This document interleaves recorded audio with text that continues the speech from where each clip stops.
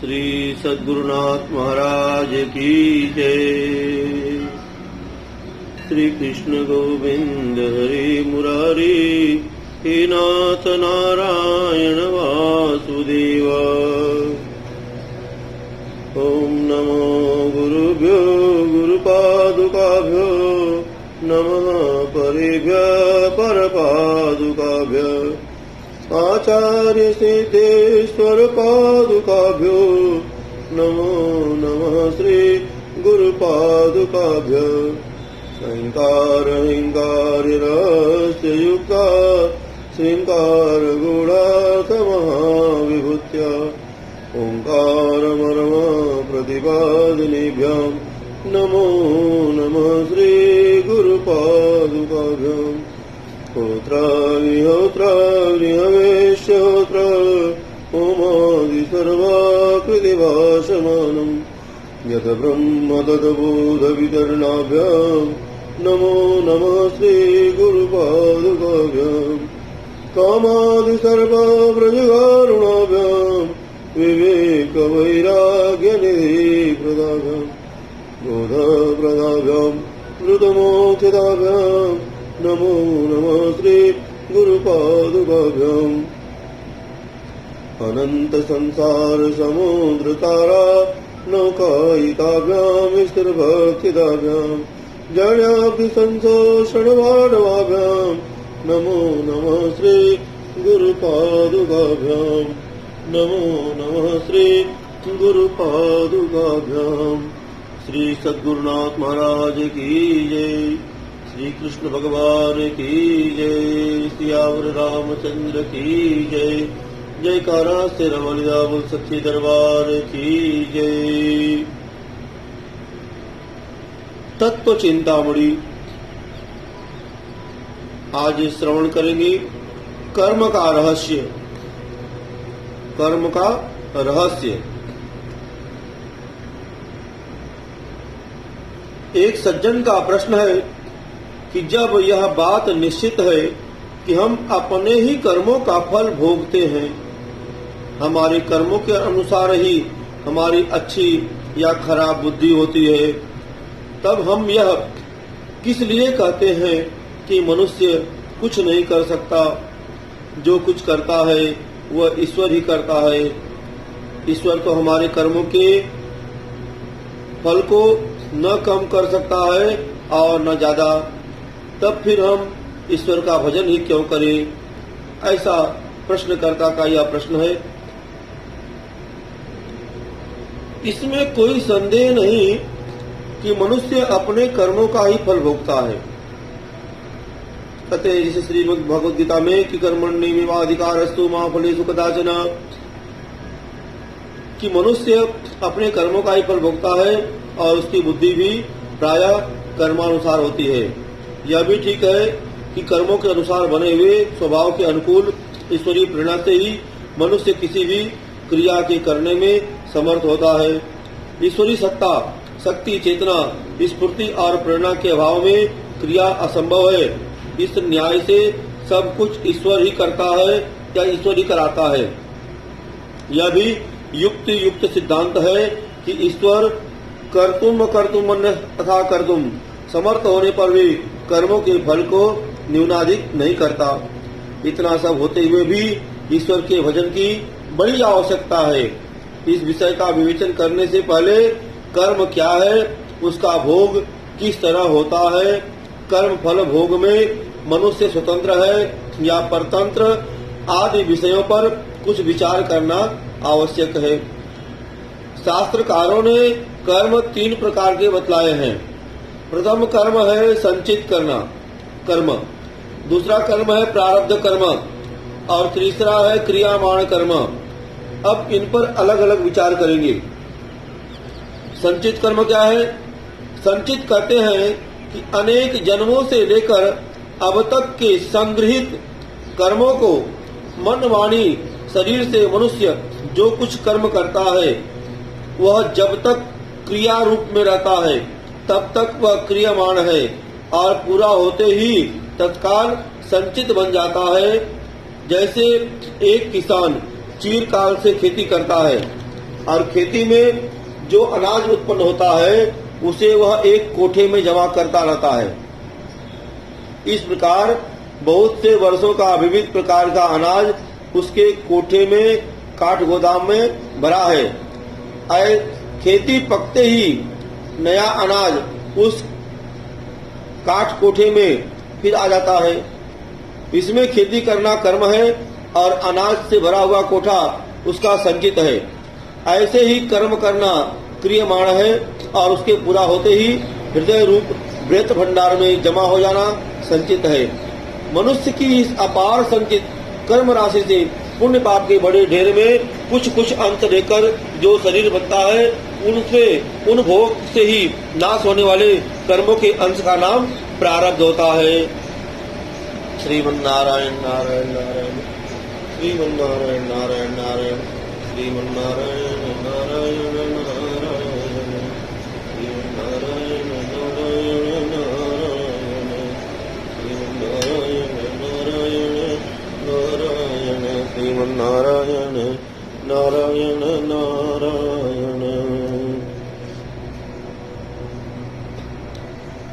उसमें उन भोग से ही नाश होने वाले कर्मों के अंश का नाम प्रारब्ध होता है। इसी प्रकार जब तक संचित अवशेष रहता है तब तक प्रारब्ध बनता रहता है। जब तक इस अनेक जन्मार्जित कर्म संचित का सर्वथा नाश नहीं होता तब तक जीव की मुक्ति नहीं हो सकती। संचित से अस्फुरना, अस्फुरना से क्रियामान, क्रियामान से पुनः संचित और संचित के अंत से प्रारब्ध। इस प्रकार कर्म प्रवाह में जीव निरंतर बहता ही रहता है। संचित के अनुसार ही बुद्धि की वृत्तियां होती हैं, यानी संचित ही के कारण उसी के अनुकूल हृदय में कर्मों के लिए प्रेरणा होती है। सात्विक, राजस या तामस समस्त अस्फुरणाओं या कर्म प्रेरणाओं का प्रधान कारण संचित ही है। यह अवश्य जान रखने की बात है कि संचित केवल प्रेरणा करता है, तदनुसार कर्म करने के लिए मनुष्य को बाध्य नहीं कर सकता। कर्म करने में वर्तमान समय के कर्म ही, जिन्हें पुरुषार्थ कहते हैं, प्रधान कारण है। यदि पुरुषार्थ संचित के अनुकूल होता है तो वह संचित द्वारा उत्पन्न हुई कर्म प्रेरणा में सहायक होकर वैसा ही कर्म करा देता है। प्रतिकूल होता है तो उस प्रेरणा को रोक देता है। जैसे किसी के मन में बुरे संचित से चोरी करने की स्फुरना हुई और दूसरे के धन पर मन चला, परंतु अच्छे सत्संग, विचार और शुभ वातावरण के प्रभाव से वह स्फुरना वहीं दबकर नष्ट हो गई। इसी प्रकार शुभ संचित से दान की इच्छा हुई, परंतु वह भी वर्तमान की कुसंगियों की बुरी सलाह से दबकर नष्ट हो गई।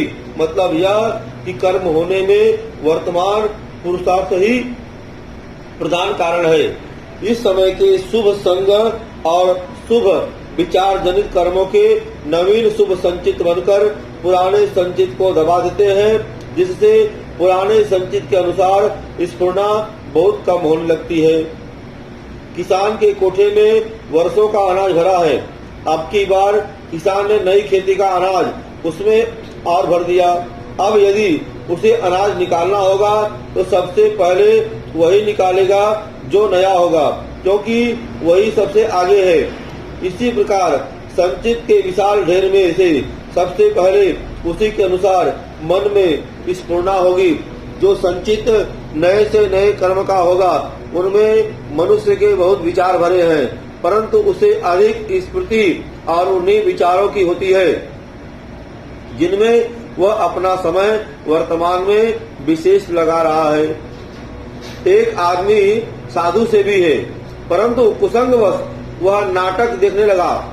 इससे उसे नाटकों के दृश्य ही याद आने लगे।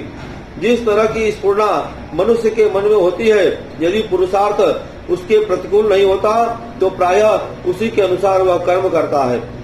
कर्म का वैसा ही नया संचित होता है, उसमें फिर वैसी ही स्फुरना होती है, पुनः वैसे ही कर्म बनते हैं। नाटक देखने से उसकी स्मृति हुई, फिर देखने की स्फुरना हुई, संग अनुकूलता, अतः पुनः देखने गया, पुनः उसी की स्मृति और स्फुरना हुई, पुनः नाटक देखने गया। यो होते होते तो वह मनुष्य साधु सेवा रूपी सत्कर्म को छोड़ बैठा और धीरे धीरे उसकी बात भी वह प्रायः भूल गया। इससे यह सिद्ध हुआ कि सत्संग, सदुपदेश, सद्विचार आदि से उत्पन्न वर्तमान कर्मों से पूर्व संचित स्फुरणाएं दब जाती हैं। इसी से यह कहा जाता है कि मनुष्य संचित के संग्रह, परिवर्तन और उसकी क्षय वृद्धि में प्रायः स्वतंत्र है। अंतःकरण में कुछ स्फुरणाएं प्रारब्ध से होती हैं। यद्यपि यह निर्णय करना बहुत कठिन है कि कौन सी स्फुरणा संचित की है और कौन सी प्रारब्ध की है, परंतु साधारणतः यूँ समझना चाहिए कि जो स्फुरणा या वासना नवीन पाप पुण्य के करने में हेतु रूप होती है, उनका कारण संचित है, और जो केवल सुख दुख भोगताने वाली होती है, वे प्रारब्ध से होती है। प्रारब्ध से होने वाली वासना से सुख दुखों का भोग मानसिक रूप से सूक्ष्म शरीर को भी हो सकता है और स्थूल शरीर के द्वारा क्रिया होकर भी हो सकता है, परंतु इस प्रारब्ध से उत्पन्न वासना के परिवर्तन की स्वतंत्रता मनुष्य को नहीं है। अब प्रारब्ध कर्म को श्रवण करेंगे।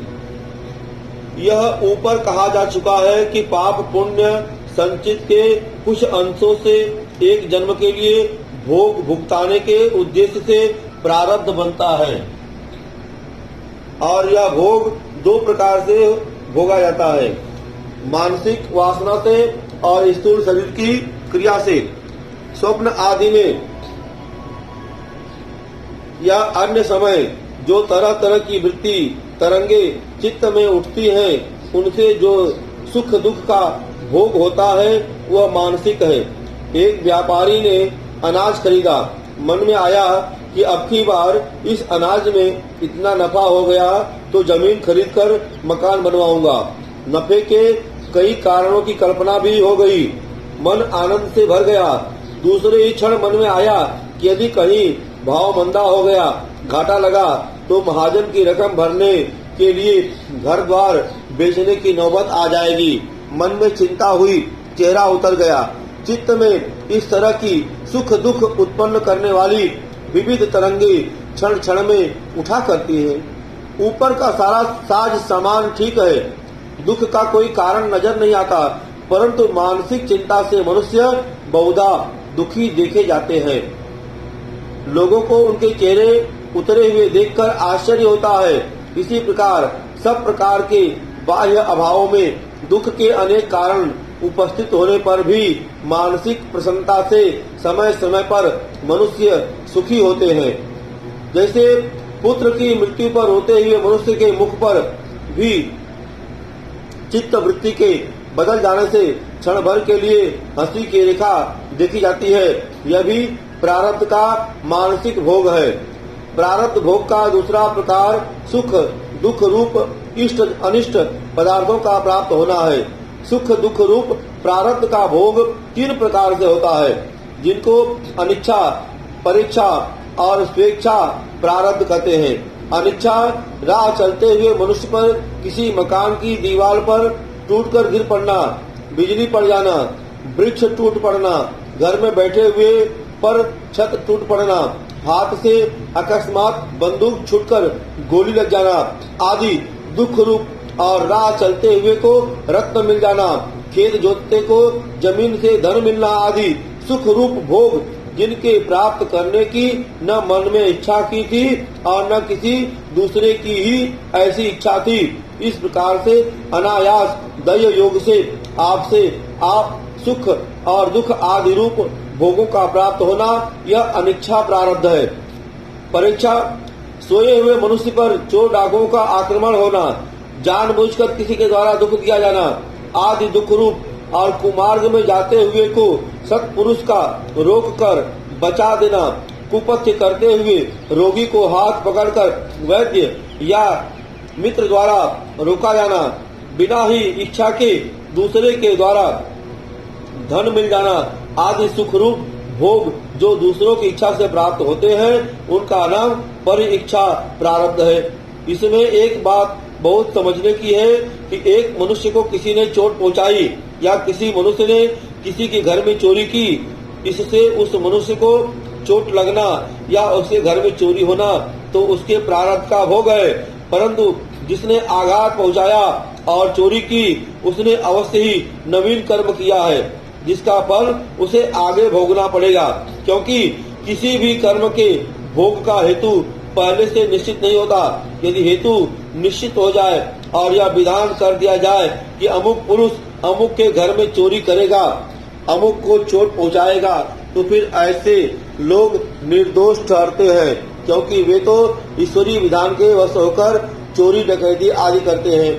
यदि यही बात है तो फिर ऐसे लोगों के लिए शास्त्रों में दंड विधान और इन कर्मों के फल भोग की व्यवस्था क्यों है? इसलिए यह मानना चाहिए कि फल भोग के सभी हेतु पहले से निश्चित नहीं रहते। जिस क्रिया में कोई अन्याय या स्वार्थ रहता है जो आसक्ति से की जाती है वह क्रिया अवश्य नवीन कर्म है। हाँ, यदि ईश्वर किसी व्यक्ति विशेष को ही किसी के मारने में हेतु बनाना चाहे तो वह फांसी का दंड पाए हुए व्यक्ति को फांसी पर चढ़ाने वाले न्याय कर्म में नियुक्त जल्लाद की भांति किसी को हेतु बना सकते हैं। हो सकता है उस फांसी चढ़ाने वाले को चढ़ने वाला पूर्व के किसी जन्म में मार चुका हो, या यह भी हो सकता है कि उससे उसका कोई संबंध ही न हो और वह केवल न्याय युक्त कर्म ही करता हो। अब स्वेच्छा ऋतु काल में भार्यागमनादि द्वारा सुख प्राप्त होना, उससे पुत्र होना, न होना या होकर मर जाना, न्याय युक्त व्यापार में कष्ट स्वीकार करना, उससे लाभ होना, न होना या होकर नष्ट हो जाना आदि स्वेच्छा प्रारब्ध है। इन कर्मों के करने के लिए जो प्रेरणात्मक वासना होती है उसका कारण प्रारब्ध है। तदंतर क्रिया होती है, क्रिया का सिद्ध होना न होना सुकृत दुष्कृत का फल है। स्वेच्छा प्रारब्ध के भोगों के कारण को समझ लेना बड़ा ही कठिन विषय है। बड़े सूक्ष्म विचार और भांति भांति के तर्कों का आश्रय लेने पर भी निश्चित रूप से यह कहना नितांत कठिन है कि अमुक फल भोग हमारे पूर्व जन्मकृत अमुक कर्मों का फल है जो उनकी प्रेरणा से मिला है, या ऐसी जन्म का कोई कर्म हाथों हाथ संचित से प्रारब्ध बनकर इसमें कारण हुआ है। एक मनुष्य ने पुत्र की प्राप्ति के लिए, पुत्रेष्टि या धन लाभ के लिए किसी यज्ञ का अनुष्ठान किया, तदंतर उसे पुत्र या धन की प्राप्ति हुई। इस पुत्र या धन की प्राप्ति में यज्ञ कारण है या पूर्व जन्मकृत कर्म कारण है, इसका यथार्थ निर्णय करना कठिन है। संभव है उसे पुत्र धन पूर्व जन्मकृत कर्म के फल रूप में मिला हो और वर्तमान के यज्ञ का फल आगे मिले, अथवा क्रिया वैगुण्य से उसका फल नष्ट हो गया हो। एक आदमी रोग निवृत्ति के लिए औषध सेवन करता है, उसकी बीमारी मिट जाती है। इसमें यह समझना kठिन है कि यह उस औषध का फल है या भोग समाप्त होने पर स्वतः ही काकतालीय न्यायवत ऐसा हो गया है। कहते हैं कि बीमारी पूर्वकृत पाप के फल स्वरूप भी होती है और इस समय के कुपथ्य सेवन आदि से भी, और कुपथ्य आदि से होने वाली बीमारी प्रायः औषध से नष्ट हो जाती है, पर कर्मजन्य रोग भोग समाप्त होने तक दूर नहीं होता। परंतु इस बात का निर्णय होना कठिन है कि कौन सी बीमारी कर्मजन्य है और कौन सी कुपथ्यजन्य। इसलिए औषध सेवन सभी बीमारियों में करना चाहिए।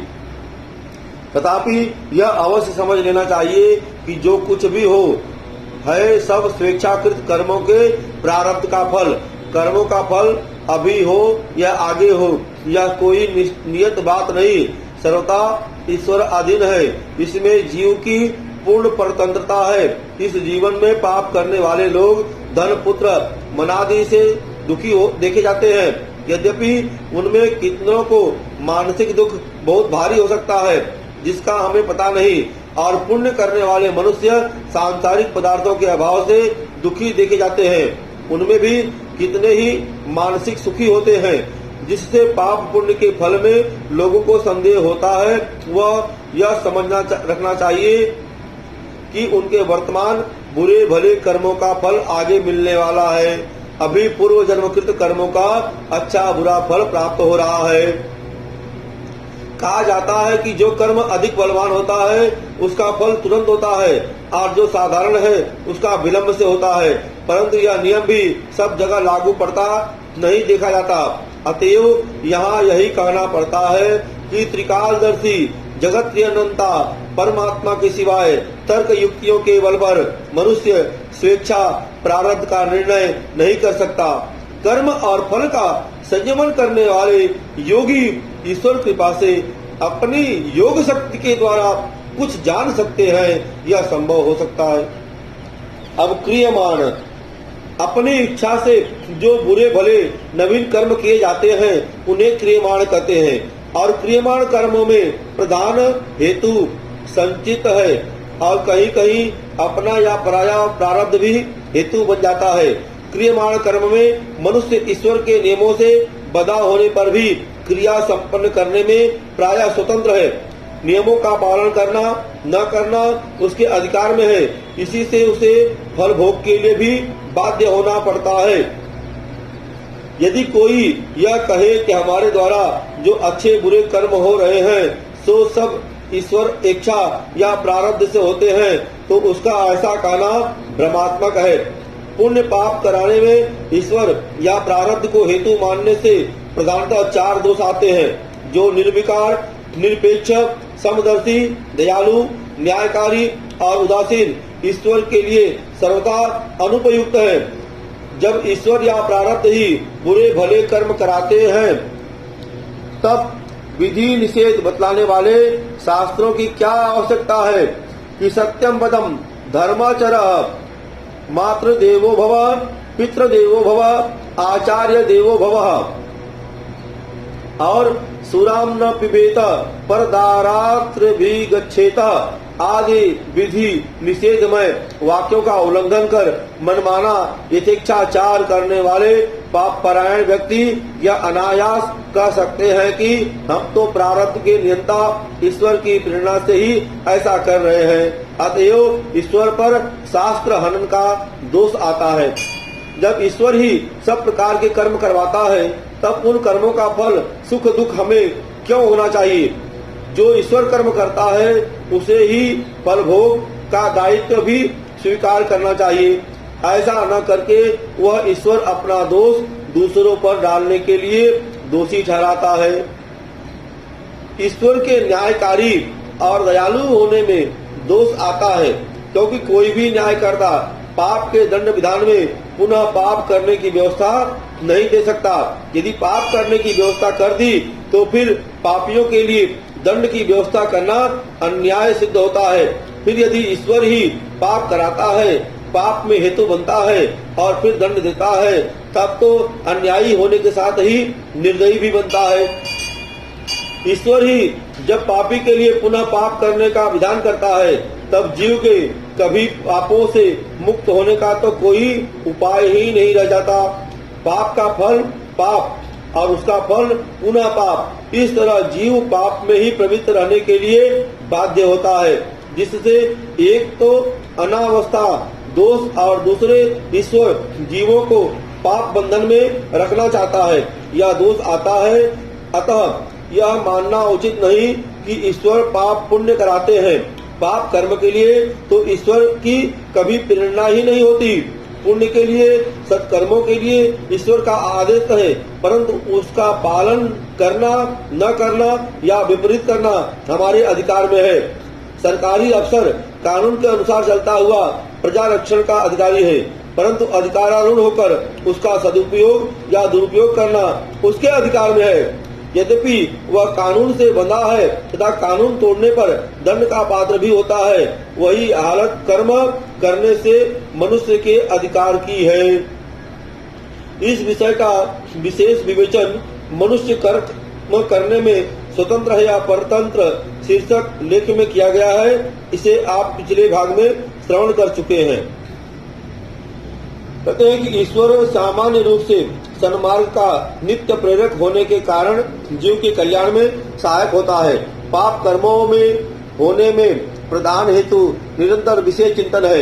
इसी से रजोगुण समुद्भूत काम की उत्पत्ति होती है और उस काम से ही क्रोध आदि दोष उत्पन्न होकर जीव की अधोगति में कारण होते हैं। जैसा कि भगवान ने श्रीमद् भगवद गीता के दूसरे अध्याय में श्लोक संख्या 62 श्लोक संख्या 63 में कहा है कि जायतो विषयान्वेष संग अस्ते सुपजायते संगात सजायते कामः कामात् क्रोधो अभिजायते क्रोधात् भवति सन्नोहम सम्मोहात् स्मृति विभ्रमा स्मृति भ्रंशात् बुद्धिनाशो बुद्धिनाशात् प्रणायसते।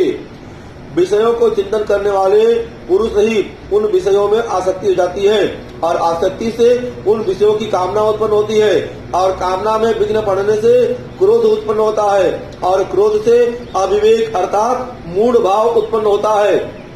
अविवेक से स्मरण शक्ति भ्रमित हो जाती है और स्मृति के भ्रमित हो जाने से बुद्धि अर्थात ज्ञान शक्ति का नाश हो जाता है और बुद्धि के नाश से यह पुरुष अपने श्रेय साधन से गिर जाता है।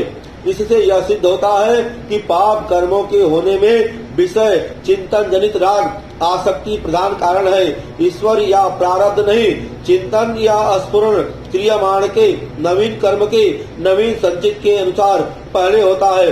अतः पापों से बचने के लिए नवीन शुभ कर्म करने की आवश्यकता है। नवीन शुभ कर्मों से शुभ संचित होकर शुभ का चिंतन होगा, जिससे शुभ कर्मों के होने और अशुभ के रुकने में सहायता मिलेगी। इसलिए अर्जुन के प्रश्न का उत्तर देते हुए भगवान ने पुरुषार्थ द्वारा पाप कर्म के कारण राग रूप रजोगुण से उत्पन्न काम का नाश करने की आज्ञा दी है। अर्जुन ने भगवान से पूछा, श्रीमद् भगवद गीता के अध्याय 3 में श्लोक संख्या 36 में प्रश्न किया कि अत केन प्रयुक्तो अयम पापम चरति पुरुषः अनिच्छन्नपि वा स्नेय बलादीव नियोजितः। तो भगवान श्री कृष्ण ने ही श्रीमद् भगवद गीता के तीसरे अध्याय में ही 37वें श्लोक में जो है यह उत्तर दिया कि हे कृष्ण, फिर यह पुरुष बलात् लगाए हुए के सदृश न चाहता हुआ भी इससे प्रेरित होकर पाप का आचरण करता है। इसके उत्तर में भगवान बोले कि काम एक क्रोध एक रजो गुण समुद्भव महासनो महापापमा विद्येनेमिह वैरिणाम। हे अर्जुन, रजोगुण से उत्पन्न यह काम ही क्रोध है। यही महा असन अर्थात अग्नि के सदृश भोगों से तृप्त न होने वाला और पापी है। इस विषय में इसको ही तू वैरी जान। आगे चलकर भगवान ने धुएं से अग्नि, मल से दर्पण और जेर से गर्भ की भांति ज्ञान को ढकने वाले इस दुष्पूर्णीय अग्नि सदृश काम के निवास स्थान मन बुद्धि और इंद्रियों को बतलाकर इंद्रियों को वश में करके ज्ञान विज्ञान नाशक पापी काम को मारने की आज्ञा दी। यदि काम को जय करने में जीव समर्थ न होता तो उसके लिए भगवान की ओर से इस प्रकार की आज्ञा का दिया जाना नहीं बन सकता। अतएव भगवान के आज्ञानुसार शुभ कर्म शुभ संगति करने से क्रियमाण शुद्ध हो जाते हैं और यह क्रियमाण ही संचित और प्रारब्ध के हेतुभूत है। इसलिए मनुष्य को क्रियमाण शुभ करने की चेष्टा करनी चाहिए, क्योंकि इन्हीं के करने में वह स्वतंत्र भी है। अब त्रिविध कर्मों का भोग बिना नाश होता है या नहीं, यह प्रश्न है। तो कहते हैं कि अब यह समझने की आवश्यकता है कि उपर्युक्त तीनों प्रकार के कर्म फल भोग से ही नाश होते हैं या उनके नाश का और भी कोई उपाय है। इनमें से प्रारब्ध कर्मों का नाश तो भोग से ही होता है। जैसे आप तब पुरुष के वाक्य व्यर्थ नहीं जाते, इसी प्रकार प्रारब्ध कर्मों का नाश बिना भोगे नहीं हो सकता। भोग पूर्वक अनिच्छा परीक्षा या स्वेच्छा से हो सकते हैं और प्रायश्चित से भी। सेवा या दंड भोग दोनों ही छुटकारा मिलने के उपाय है। संचित और क्रियमाण कर्मों का नाश निष्काम भाव से किए हुए यज्ञ दान तप सेवा आदि सत्कर्म से तथा प्राणायाम श्रवण मनन निधिध्यासन सत्संग भजन, ध्यान आदि परमेश्वर की उपासना से हो सकता है। इनमें अंतःकरण की शुद्धि होकर ज्ञान उत्पन्न होता है, जिससे संचित की राशि तो सूखे घास में आग लगाकर भस्म हो जाने की भांति भस्म हो जाती है। यथेन्दासी समित भोव अग्निर्भस्मात् कुरुरेते अर्जुन ज्ञानाग्नि सर्वकर्माणि भस्मात् कुरुते तथा।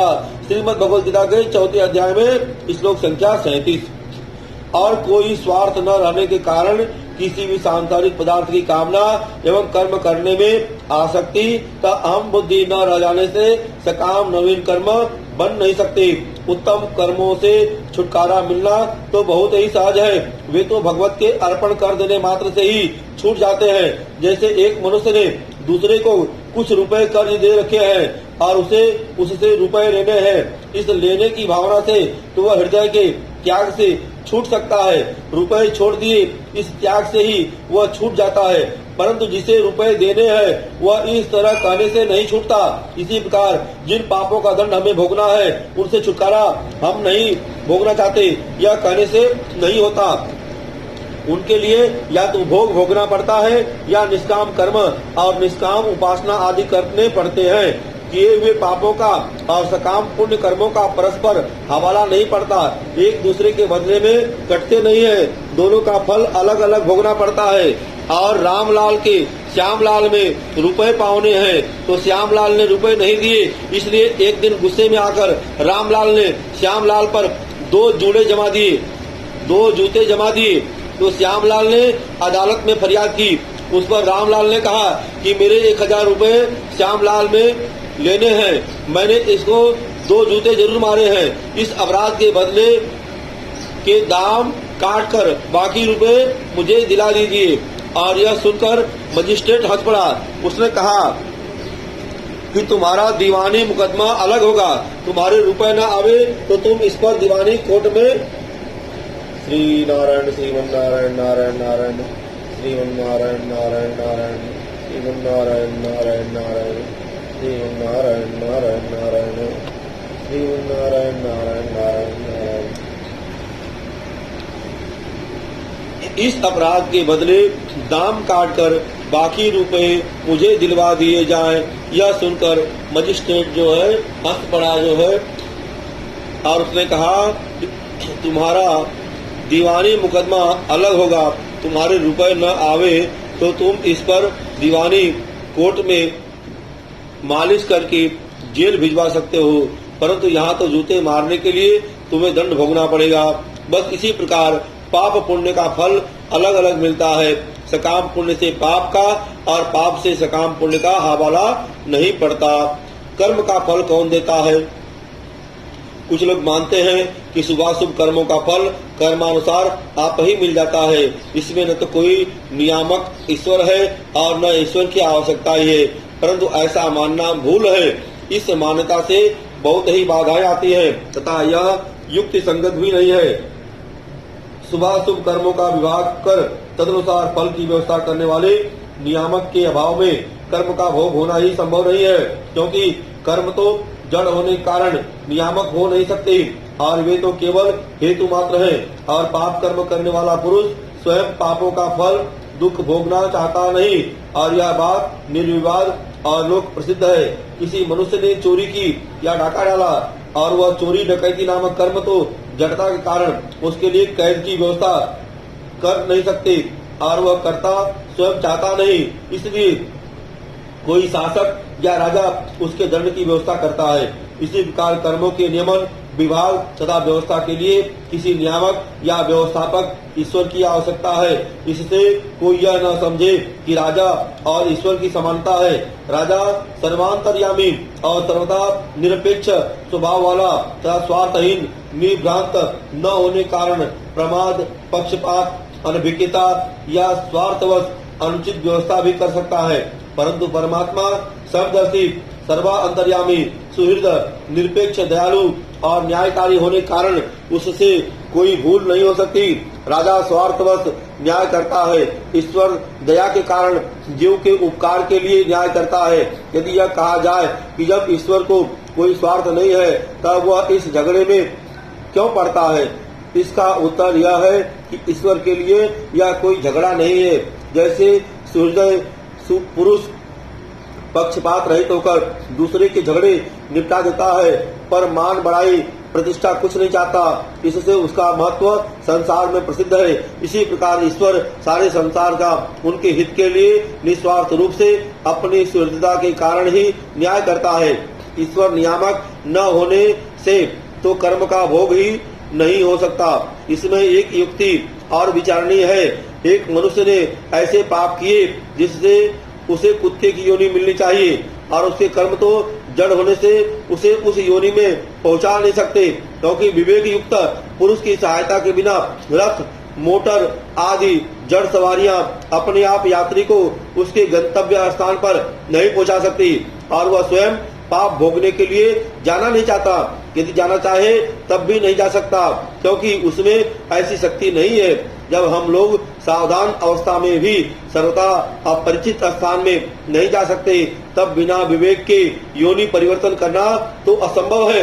यदि यह कहा जाए उस समय अज्ञान का पर्दा दूर हो जाता है, तो यह भी युक्ति युक्त नहीं है, क्योंकि मरण काल में तो दुख और मोह की अधिकता से जीव की दशा अधिक भ्रांत सी होती है, योगी या ज्ञानी की सी स्थिति होती नहीं। यदि अज्ञान का पर्दा हटकर उसका यो ही जीवन मुक्त होना मान ले, तो यह भी युक्ति संगत नहीं, क्योंकि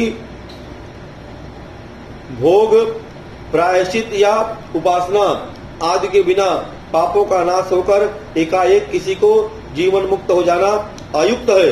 साधारण संसारी ज्ञान से योनि प्रवेश आदि क्रिया न तो संभव है और न प्रत्यक्ष दुख रूप होने कारण साधारण पुरुष को इष्ट है तथा न उसकी सामर्थ्य ही है।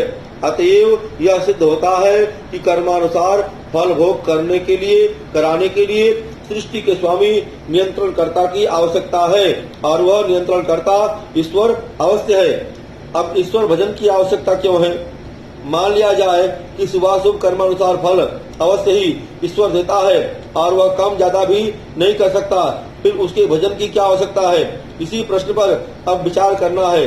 प्रथम तो यह बात है, ईश्वर भजन एक सर्वोत्तम उपासना रूप कर्म है, परम साधन है और सबका सिर मोर है।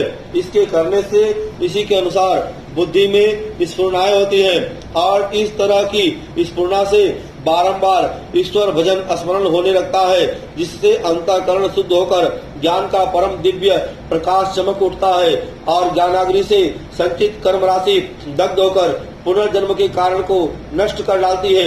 इसलिए भजन करना परम आवश्यक है।